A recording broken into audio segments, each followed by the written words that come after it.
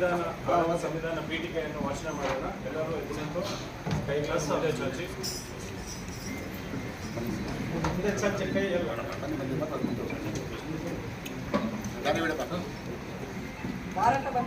ಭಾರತವನ್ನು ಒಂದು ಸಾರ್ವಭೌಮ ಸಮಾಜವಾದಿ ಸರ್ವಧರ್ಮ ಸಮಭಾವದ ಪ್ರಜಾಸತ್ತಾತ್ಮಕ ಗಣರಾಜ್ಯವಾಗಿ ರಚಿಸಲು ಮತ್ತು ಅದರ ಸಮಸ್ತ ನಾಗರಿಕರಿಗೆ ಸಾಮಾಜಿಕ ಆರ್ಥಿಕ ಮತ್ತು ರಾಜಕೀಯ ನ್ಯಾಯ ವಿಚಾರ ಅಭಿವ್ಯಕ್ತಿ ವಿಶ್ವಾಸ ಧರ್ಮಶ್ರದ್ಧೆ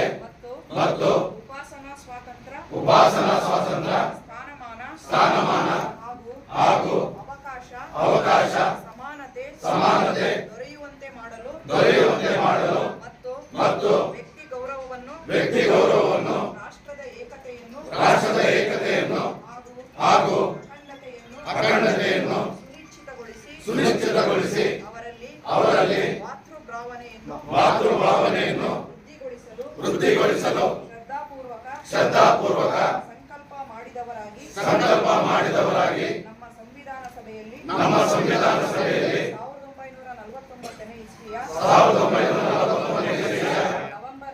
ನವೆಂಬರ್ ತಿಂಗಳ 26ನೆಯ ತಾರೀಖಾದ ಆ ದಿನದಂದು ಈ ಮೂಲಕ